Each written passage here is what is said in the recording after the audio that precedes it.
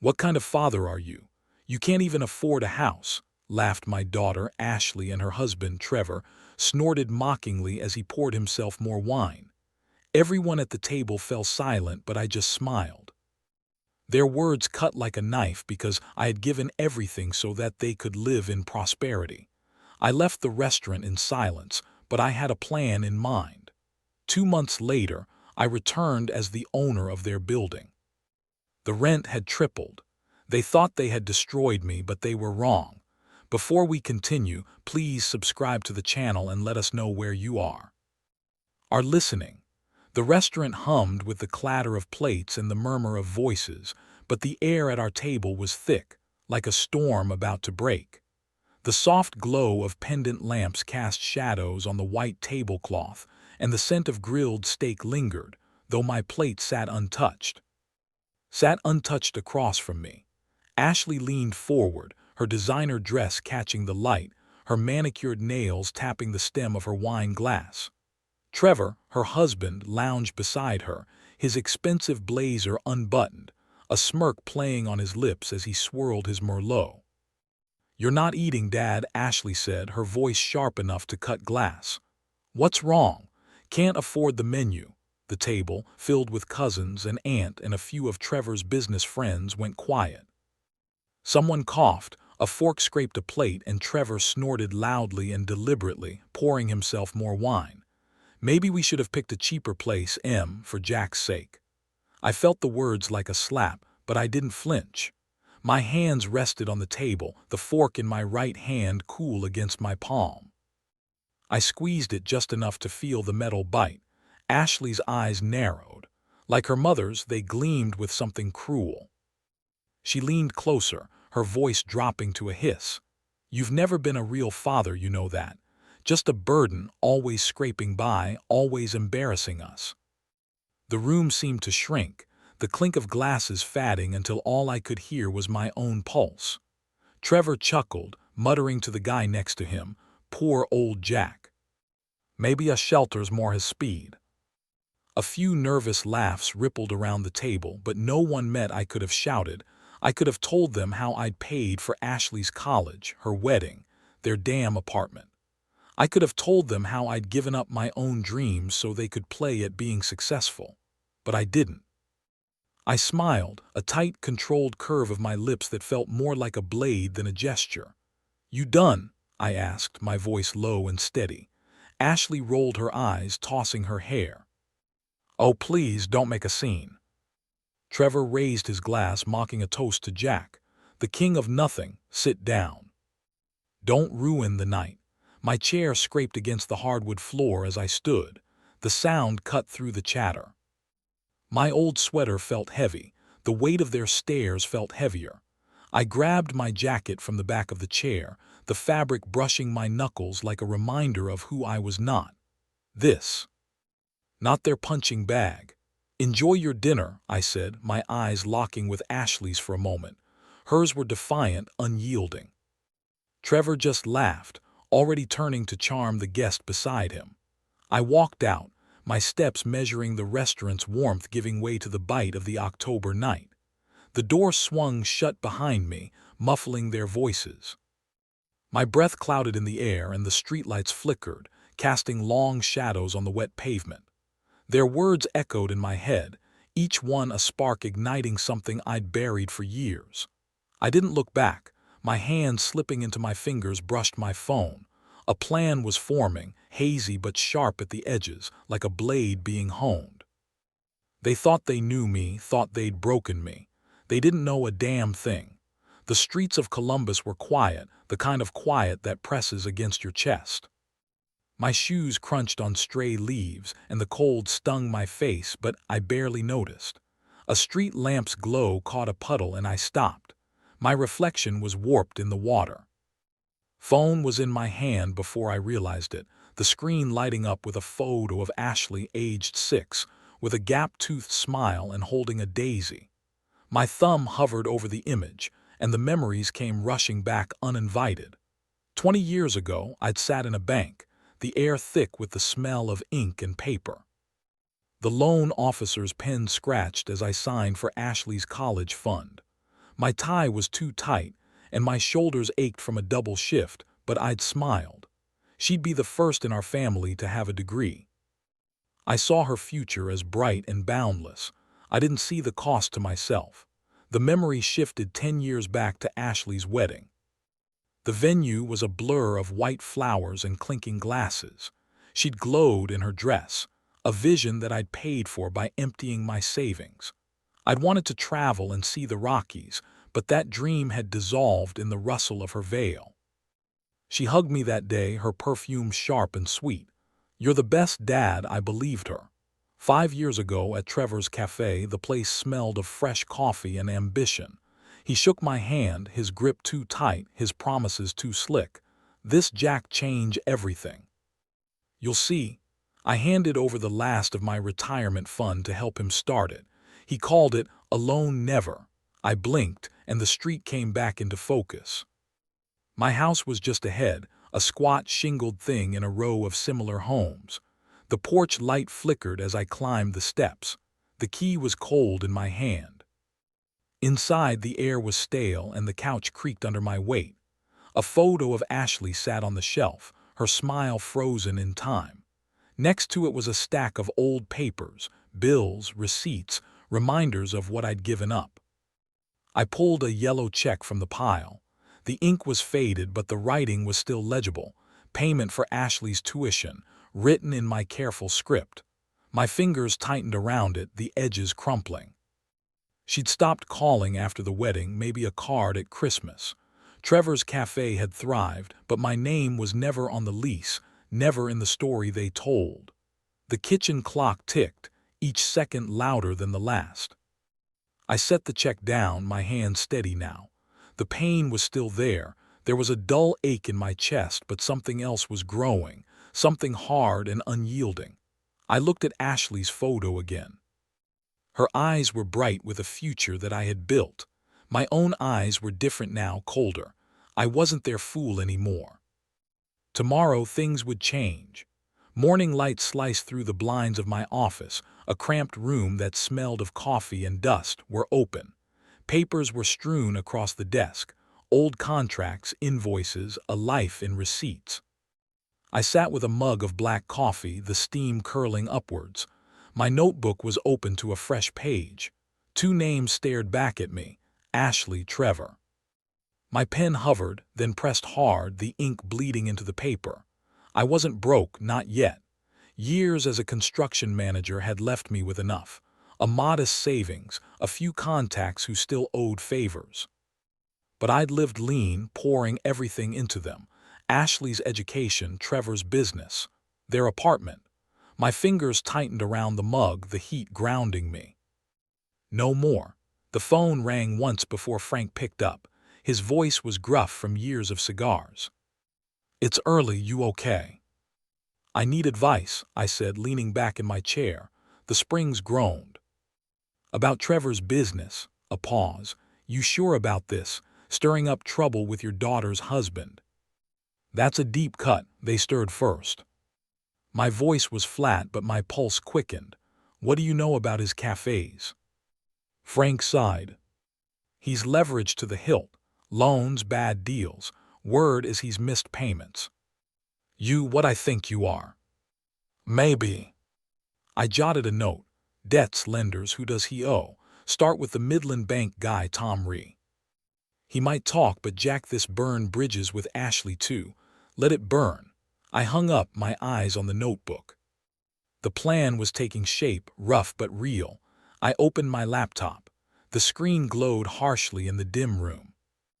Ashley's social media was a parade of excess. Holidays, designer bags, captions about living the dream. Trevor's posts were worse. Him in a tailored suit, toasting at his latest cafe opening. I scrolled, my jaw tightening. They'd built their empire on my then they laughed in my face. A call to an old client confirmed what Frank had hinted. Trevor's cafes were bleeding cash. One bad month could sink him. I wrote another note. By the debt risky but possible, I still had enough pull to make it work. The office felt smaller now, the walls closing in with possibility. I stood packing, the floorboards creaking under my boots. My sleeves were rolled up, my coffee was cold. Each step felt like a decision, each note a weapon. They'd underestimated me, thought I'd fade quietly. I grabbed my coat and the notebook, its pages heavy with intent. The bank was a short drive away, and Tom Ree owed me a favor. I stepped outside. The morning air was sharp, and the city was waking around me. My strides were long and purposeful. I knew where to hit them, and I wasn't waiting. I stepped onto the pavement, my notebook tucked in my coat pocket, page a weapon waiting to be drawn. The Columbus wind bit at my knuckles, carrying the scent of rain and exhaust. The bank was 10 blocks away, its glass facade glinting in the gray morning light. My strides were steady, my pulse even steadier. For the first time in years, I felt alive. Inside the bank, the smell of polished wood and money mingled with the hum of a printer and the soft clack of keyboards. Janet, an old colleague from my construction days, sat behind a desk, her glasses perched low. She smiled when she saw me, but her eyes narrowed, sensing purpose. "Jack Morgan," she asked, leaning back, "what brings you here?" "Information," I said, sliding into the chair opposite her. My voice was calm, but my fingers tapped the notebook in my pocket. "About Trevor Jones and his cafes." Janet raised an eyebrow, then glanced at her screen. "You're not one for small talk anymore, are you?" she typed, her nails clicking. "Trevor's in deep. 3 of his cafes are behind on payments. Midland's ready to call in the loans." She paused, meeting my gaze. "And Ashley's got her own mess. She took out a loan for that online boutique of hers, barely covering the interest." I nodded, jotting a note, "Debt's vulnerable. How bad is it?" "Bad enough." Janet said, "Trevor's juggling creditors like a circus act. Ashley's worse. She's burning cash on inventory she can't move." She leaned closer, her voice low. "Why the interest? Jack, this be about family." I smiled thinly, "Just curious. Thanks, Janet." I stood, my chair scraping softly. She didn't press, but her eyes followed me out. Next stop, Trevor's flagship cafe, a sleek spot downtown. I pushed through the door, the bell jangling.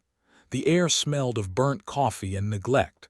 Half the tables where the staff were listless, and a cracked sign above the counter read, "Jones Java." Trevor was in the back, his voice sharp as he argued on the phone. "You can't cut me off now. I'll have the money." His shirt was wrinkled and his hair was unkempt. I ordered a coffee, paid in cash, and sat near the cup was cold by the time I left, but my notebook was heavier. Empty seats and angry suppliers back home. The glow of my laptop lit the dim kitchen. Ashley's social media was a gallery of excess. Her in a silk scarf on a yacht, a new leather bag slung over her shoulder. The captions screamed success, but the comments told another story. "Where's my order? 3 weeks late." Her boutique was crumbling under complaints. I wrote vanity as her weakness. The clock ticked past midnight. My coffee was long gone and cold. I leaned back in the chair. Their pride was my opening, their debts my leverage. I pulled out my phone and dialed an old partner, a man who knew how to move money quietly. The line rang as rain began to patter against the window, each drop a promise of what was to come. I signed the papers, and Trevor's debts became mine. The investor's office was all glass and steel, the air heavy with the scent of leather and ink. My pen moved smoothly, each stroke a step towards their unraveling. The investor, a bald man named Kessler, slid the contract back across the desk. "Done," he said, his voice clipped. "You sure about this, Cunningham? It's a risky play." I met his gaze, my expression unyielding. "It's just the start." I folded the agreement, tucking it into my coat. The city sprawled below, Columbus's skyline sharp against the dusk. I left without another word. The move was clean, hidden behind a shell company I'd set up with Kessler's help. Trevor wouldn't see my name, only the letter that arrived the next day. Payment due in 30 days. I imagined him opening it, his hands shaking, his charm useless against black ink. By noon, I was parked across from his cafe, the same one I'd scouted before. A technical difficulty sign hung crookedly on the door. Through the window, I saw Trevor packing, yelling into his phone. A delivery truck pulled away empty. I allowed myself a small smile. At home, I spread the documents across my kitchen table. The lamp cast a harsh glow. The numbers were clear. Trevor's cafe was bleeding, and my purchase of his debt had given me the return I demanded. I knew he couldn't deliver, so I demanded immediate repayment. The letter now in his hands was my first move, a quiet, precise cut. I leaned back, the chair groaned under my weight. Ashley's face flashed in my mind, her smile from that old photo in my drawer. Was I going too far? She'd stood by Trevor, laughed as they humiliated me, but she was still my daughter. The thought lingered heavily until I pushed it aside. This wasn't about her, not yet. It was about justice. The phone rang, the screen lighting up with an unknown number. I picked up, my voice steady. "Yes, it's Jones," I said. Trevor snapped his words. "This creditor nonsense. Who's behind it? You know something, don't you?" Jack's panic was almost sweet, a crack in his polished facade. I leaned against the counter. The letter was still in my hand. "Sounds like you're in trouble, Trevor. Maybe you should have been more careful." I let the words hang, my tone calm and almost amused. He cursed, demanding answers, but I hung up. My pulse was steady. The rain outside had stopped, leaving only the drip of the faucet. I set the letter down, its edges crisp, and felt the weight of what I'd started. I set the phone down. Trevor's voice was still echoing in my ears, frantic, cracking under pressure. The apartment was quiet, the creak of the floorboards loud in the stillness. My hand lingered on the receiver, the plastic cool against my palm. Then came the sharp, insistent knock. I knew who it was before I opened the door. Ashley stormed in, her designer coat flapping like a flag of war. Trevor followed, his jaw tight, reeking of cigarettes and desperation. The air shifted, heavy with their anger. Ashley's eyes were red, her voice a blade. "You're pathetic, Dad, stirring up trouble because you're jealous of us. You think you can ruin our lives." I stood by the table, hands in my pockets, my face a mask. "I haven't done anything," I said, my tone even. "Sounds like you're digging your own graves." Trevor paced, his fists clenched, his blazer wrinkled. "Don't play innocent, old man," he growled. "You've been whining to someone, banks, creditors, who knows. You're trying to sink me," his voice breaking, betraying the fear beneath his bravado. Ashley spun towards me, her heels clicking on the wood. "You've always hated our success," she spat. "Living in this dump, clinging to your sad little life, you're nothing, and you can't stand that we're everything you'll never be." Her words cut, but I didn't flinch. I'd heard worse in that restaurant. I stepped closer, my eyes locked on hers. "You built your lives on my back," I said, my voice low and steady, "and now you're surprised the ground is shaking." Ashley laughed, her laugh sharp and bitter, and tossed her purse onto the couch. "You're delusional, Dad. Keep your conspiracies. You'll regret this." She turned to Trevor, who slammed his hand against the wall, the sound sharp in the small room. "Back off, Jack," he said, pointing a trembling finger, "or you'll wish you had." His threat was hollow, and we both knew it. I didn't move, didn't blink. "Careful, Trevor," I said. "You're not in control anymore." The words landed like stones, and his face twitched. Ashley grabbed his arm, pulling him towards the door. She paused, glaring back at me, then slammed the door shut. The frame rattled, the sound lingering like a warning. Alone, I exhaled. My heart was steady, but my mind was racing. Fear was real now, their cracks exposed. I crossed to the table and opened my notebook, the pages worn from use. My pen scratched as I wrote, each word a step deeper into the plan. Outside, the city lights flickered through the window, pulsing like a heartbeat. I glanced at them, my reflection faint in the glass, then turned back to the page. The city lights pulsed through my window, their glow fractured by streaks of rain. I sat at my kitchen table, the notebook open, its pages scarred with ink. My pencil scratched out each line, a piece of the plan that would unravel their world. Ashley's words from earlier, her venom, Trevor's threats, echoed in my mind, but they only sharpened my focus. This wasn't anger, it was precision. I picked up the phone and dialed Ron, an old partner who had navigated more real estate deals than I'd had in years. His voice crackled through the line, gruff and wary. "It's late." "What's this about a building?" I said, my tone steady. "The one at 14th and High. I want it quietly through a shell company." There was a long pause. "That's a big ask. Expensive, too. You sure you've got the capital?" "Make it happen," I said. "I'll cover it."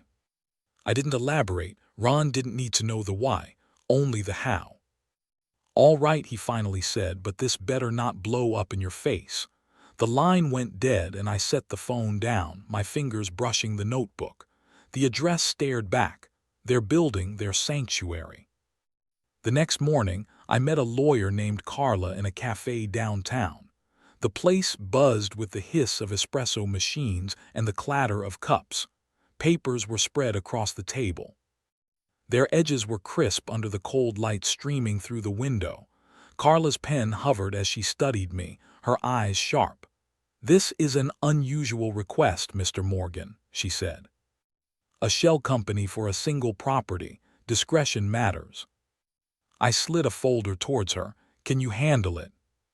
She nodded, flipping through the documents. "It's doable, but why the rush?"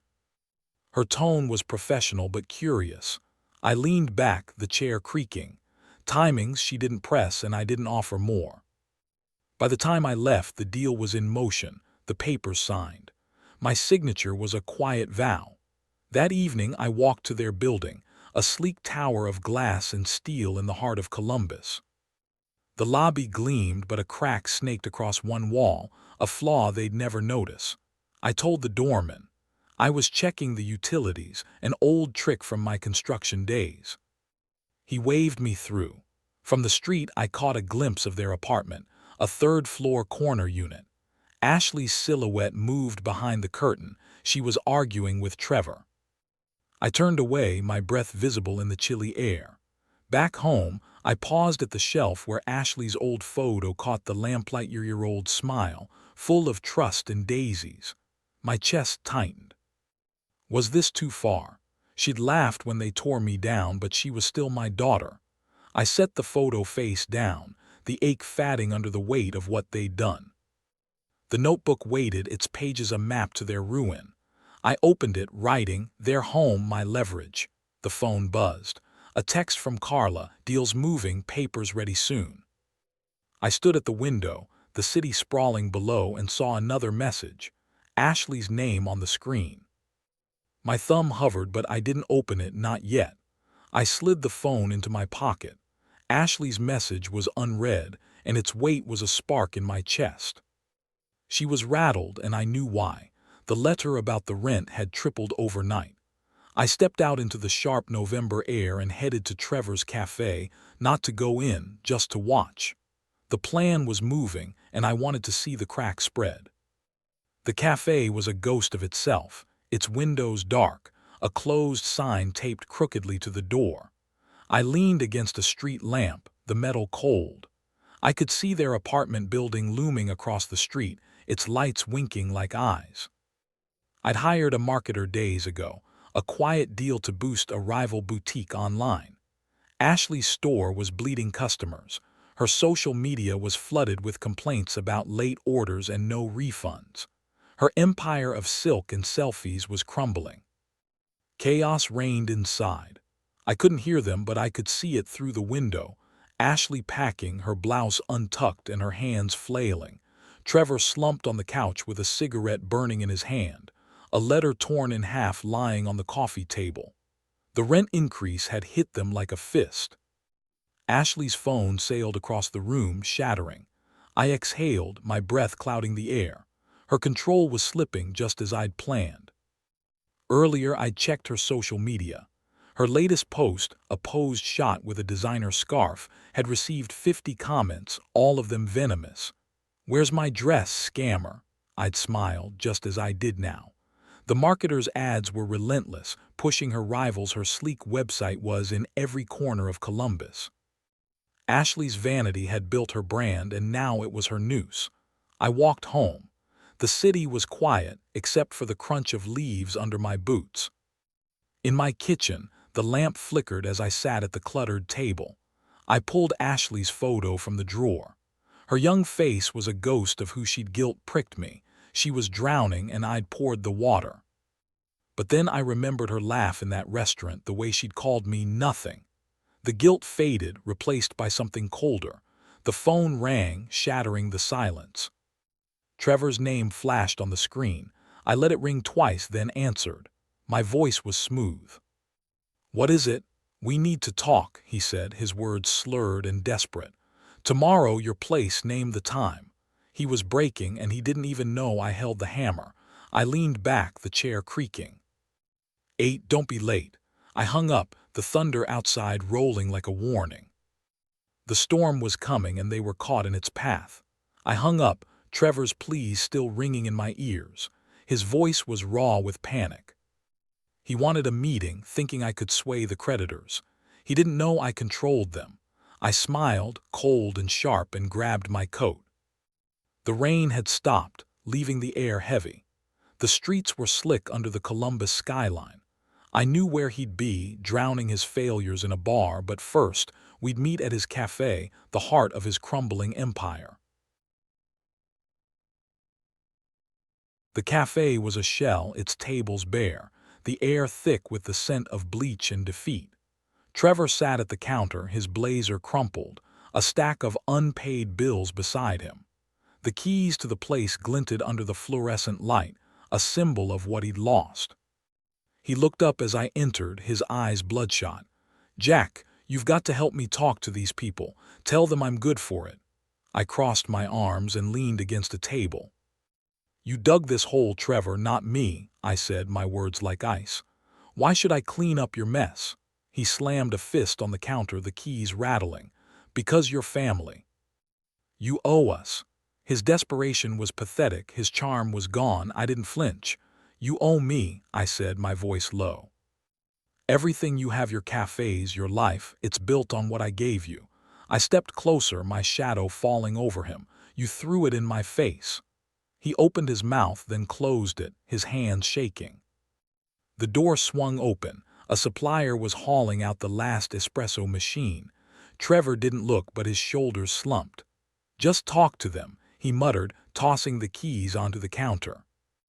They landed with a clink, a surrender. I left without a word, the cafe's emptiness echoing behind me. Later, I found him in a dive bar, the air thick with stale beer and regret. He was hunched over a whiskey, ranting to the bartender. "It's not my fault," he slurred, not seeing me in the corner. "They're out to get me." I sipped my coffee, unnoticed, and watched him unravel. At home, Ron called, his voice brisk. "The building's nearly yours, Jack. The papers are being finalized." I nodded, though he couldn't see my eyes on the notebook. The plan was almost complete. I spread the documents across the table, their weight a promise.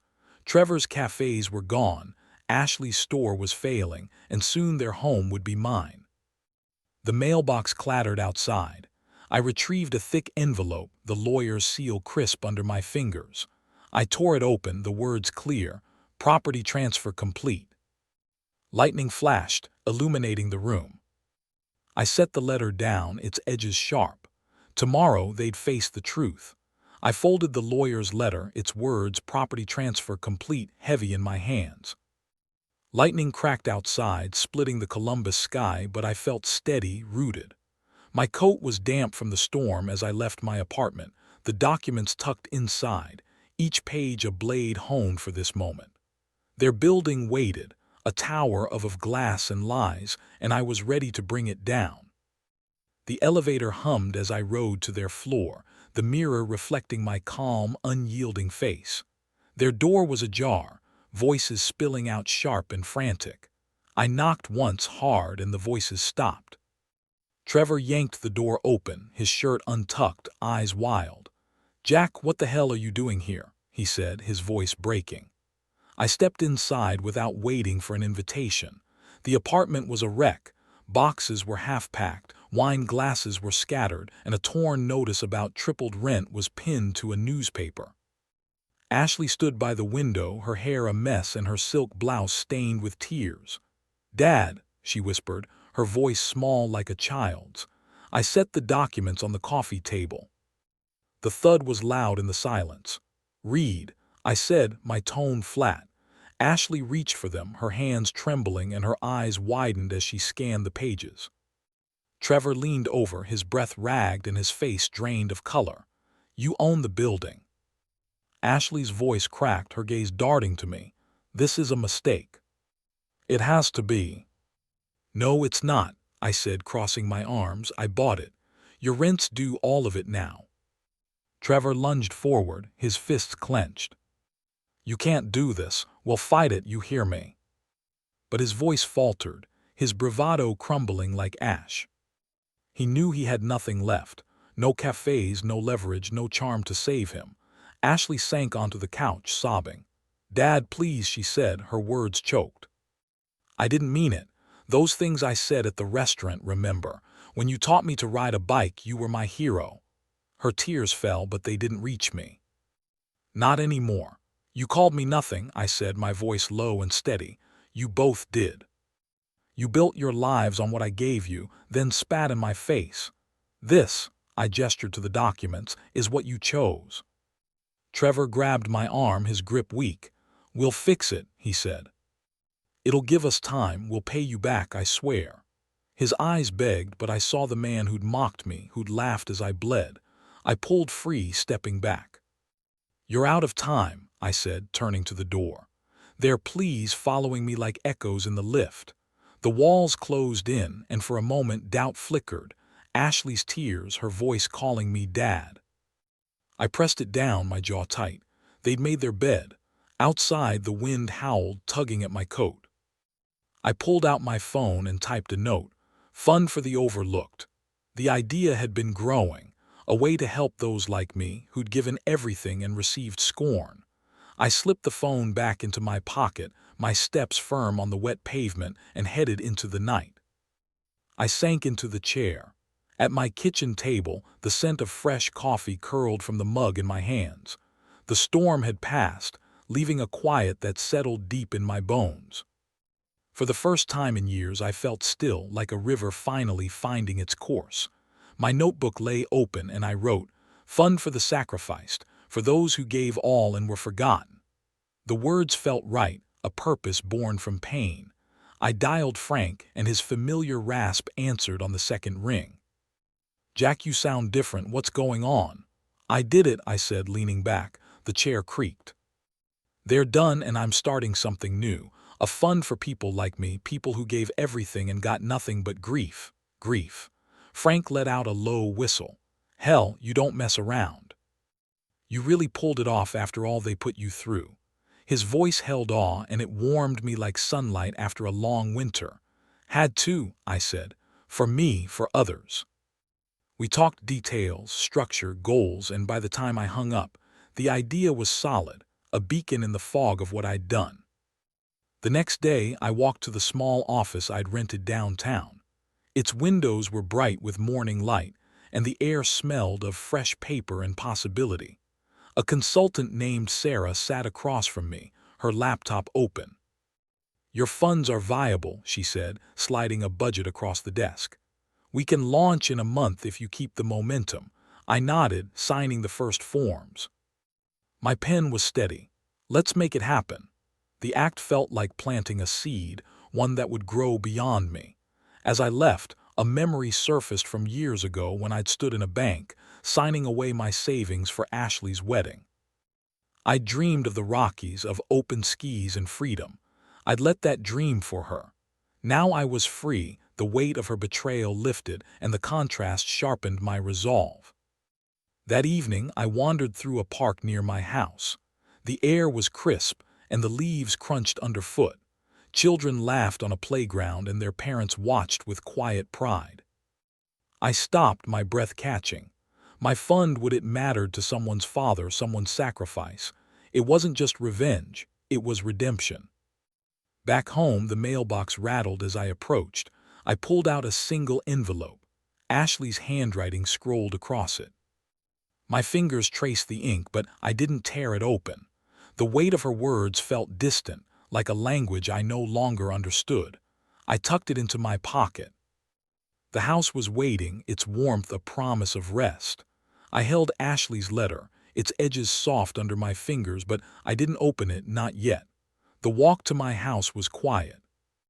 The Columbus evening wrapped around me like a worn coat. The streetlights flickered, casting pools of gold on the pavement, and I let my thoughts drift to the years I'd given, the pain I'd carried, and the man I'd become. The letter was heavy, but my steps were light. At home, I set the envelope on the table, the wood creaking as I leaned against it. The neighbor, Tom, had caught me earlier, his voice low with gossip.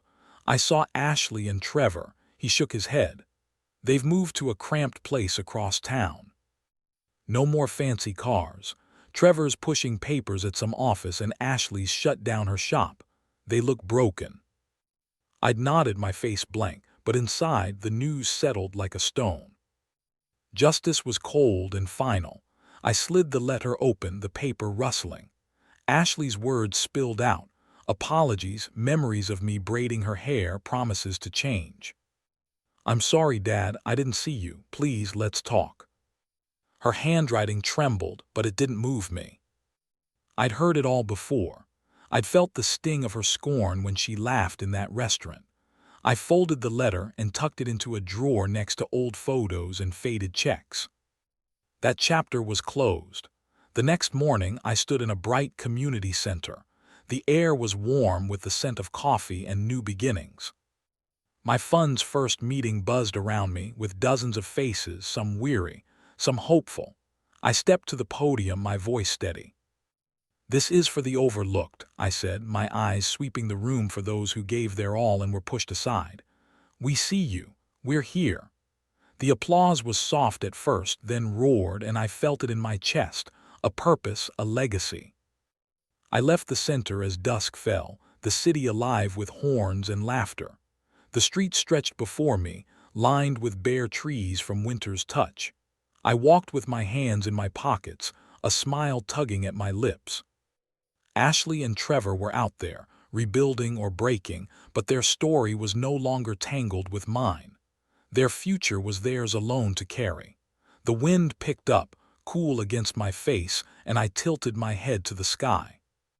The stars were faint, but they were there, steady above the city's glow. My footsteps echoed, each one a note in a song I was finally writing for myself.